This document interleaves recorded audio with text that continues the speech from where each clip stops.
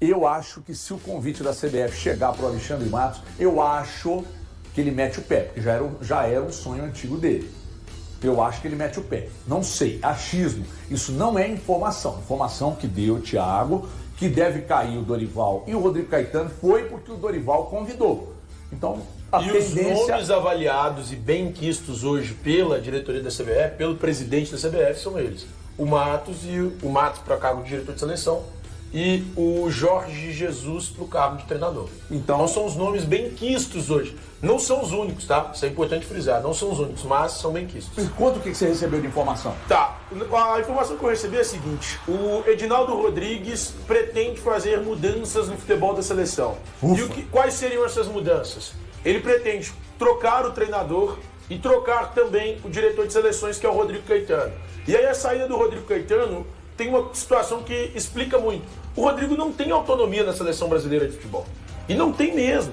Ele não tem hoje autonomia por decisão do Edinaldo Rodrigues. O Edinaldo é um cara centralizador. Contrata quem ele quer, busca quem ele quer, faz o que ele quer. O Rodrigo, inclusive, não participou do processo de escolha do treinador. Ele é contratado após a chegada do treinador. E aí, alguns nomes estão sobre a mesa do Edinaldo Rodrigues. Tanto para a diretoria de seleções, quanto para o cargo de treinador.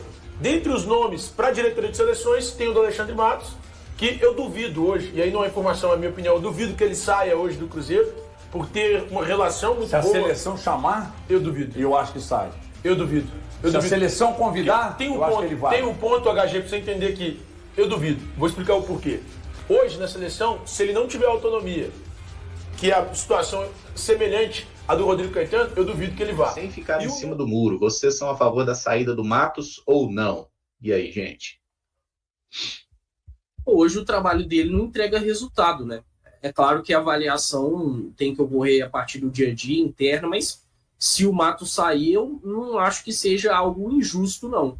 Porque é um trabalho que não está entregando devido resultado. Eu até acho que esse cargo de CEO talvez seja um pouco pesado para ele, né?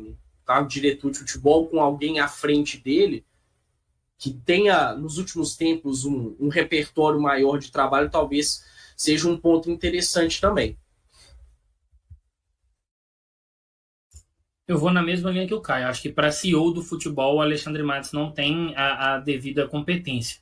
Pode ser que trabalhando como diretor de futebol, tendo uma pessoa acima dele para poder controlar determinados movimentos, ele desempenha um bom trabalho. Mas como CEO do futebol, tendo que trabalhar para além das contratações, né, tem toda essa questão de gerir o dia a dia, de cuidar ali do planejamento esportivo, parece não ser da alçada dele. Então, dentro desse cargo, eu trocaria. É uma pergunta aí, ô Caramujo, que a resposta, ela já tem, porque o Pedro não vai trocar o Alexandre Matos assim, né? Tem quanto tempo que essa gestão está no comando aí? Não tem nem um ano, né? 10 meses, né, aproximadamente. Sim. E é uma pergunta que seria fácil aí para responder, para agradar todo mundo, né? Eu penso, assim como os meninos, que o Alexandre, ele tem os seus erros, ele cometeu os seus erros, ele precisa rever isso, mas ao mesmo tempo o Cruzeiro trouxe bons jogadores, trouxe bons atletas. Aí você vai falar, mas pagou isso e aquilo. Se tem uma condição orçamentária para se pagar e para contratar esse tipo de jogador, o Cruzeiro tem que fazer isso mais vezes e tende a fazer a cada janela que passa, né? Agora, uma saída do Alexandre soluciona todos os problemas? A gente passa a ser campeão de tudo? Se for isso, estamos fechados com essa história, né? Porque aí é muito fácil ficar analisando em cima disso e jogando para a galera, né? Cometeu erros, vem cometendo erros e teve acerto também aí. Esses dias me perguntaram aí sobre essa história, é uma pergunta recorrente aqui, que a gente sabe onde as pessoas querem chegar.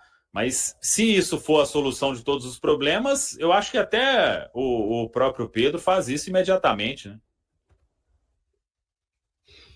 O que eu gostaria, na verdade, de perguntar para o Alexandre Matos, viu, Samuel? Sendo bem sincero com você, é o seguinte, o Matos foi um cara muito campeão ali, né? 2013, 2014, no Palmeiras de 2015 a 2018, e 2019 para frente mais nada, né? Queria perguntar o que ele acha que aconteceu para que ele não tenha mais essa fórmula do sucesso, por que ele não consegue mais acertar um grande trabalho E o que ele está fazendo para mudar isso? Porque, na minha opinião, o Alexandre Matos ele é um diretor em declínio e o fato do Cruzeiro ter buscado ele no América dá a entender isso, inclusive, né? Não é alguém que eu tenho confiança, mas eu torço para que ele cale minha boca. Em 2022 ele estava no Atlético, né? Paranaense, né? Tava lá, né? Mas não ganhou nada também, né, Samuca? Finalista de Libertadores, né? Mas não ganhou nada, né? Não, mas finalista de Libertadores, se a gente chegar aqui, nós vamos estar maluco, né, Caramujo? Não, mas sem ele, o Furacão ganhou 2 Sulas e uma Copa do Brasil. Sem o Alexandre Matos. Não, mas sim. Mas é um ponto que a gente precisa colocar no trabalho, né? Não, ele pegou uma estrutura pronta e não ganhou nada. Se ele tivesse ganho a Libertadores, eu falaria, parabéns, ganhou a Libertadores, mas não ganhou. Perdeu.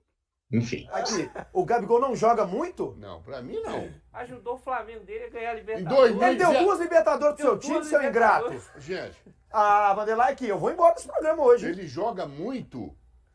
Jogou muito em 2019, foi só decaindo. Eu quero ver ele jogar muito no Cruzeiro. Não, mas peraí. Eu quero ver. Não, peraí. Ele pode estar no momento não tão bom quanto 2019. Eu acho que ele precisa recuperar muito para fazer os 20 gols igual 2019. Mas a gente falar que ele não joga bola... Não fala. Aqui, Olha, não, você tá falou... vendo como é que eu falo com você? Ele põe Mas você não palavra falou? na minha boca. Mas você não falou? Não falei que ele não joga bola. Não, que ele não joga bola, não. Você falou que ele... Não, mas você falou que eu sou mentiroso. Não, você falou que ele joga muito. Eu falei, não. Ele joga demais, irmão. Então tá bom. Aqui, o River Plate deve dormir sonhando com o Gabigol até hoje, aí. Mas olha o que pode acontecer. São 38 rodadas do Campeonato Brasileiro. Podem ser 20 pênaltis a favor do Cruzeiro. Aí ele faz, né? Aí pode ser, né? Com um gol de pênalti. Aí você pisou na bola com o Gabigol. Deixa eu falar um negócio aqui. Que no Quase Mineiro 40 assim, né? partidas, é um jogo sim, um jogo não, um jogo sim, um jogo não. Faz 2 num jogo, o outro passa batido e vai administrando 20 golzinhos. O atacante Dudu, do Cruzeiro, afirmou que a grama sintética contribuiu para a séria lesão que ele sofreu no joelho direito enquanto jogava pelo Palmeiras em 2023, o que o deixou afastado dos campos por quase um ano. Participante de um protesto contra o uso de gramado sintético no Brasil, Dudu comentou sobre sua experiência, destacando que, embora tenha gostado de jogar nesse tipo de campo enquanto estava no Palmeiras, ele acredita que a superfície artificial teve um papel importante em seu machucado. Ele mencionou que, apesar de alguns clubes afirmarem que a grama sintética não causa lesões, ele, que possui larga experiência com ambos os tipos de gramado, sente que essa condição influenciou diretamente na sua contusão. Ele também comentou sobre o estado do gramado natural em alguns campos brasileiros e como a grama sintética pode ser favorecedora para as equipes da casa, mas acredita que se tivesse jogado em uma superfície natural de melhor qualidade, sua lesão poderia ter sido evitada. Dudu revelou que, devido à gravidade da sua lesão, ele ainda está em processo de recuperação e tentando alcançar sua melhor forma física, mencionando que se sente fatigado no segundo tempo das partidas.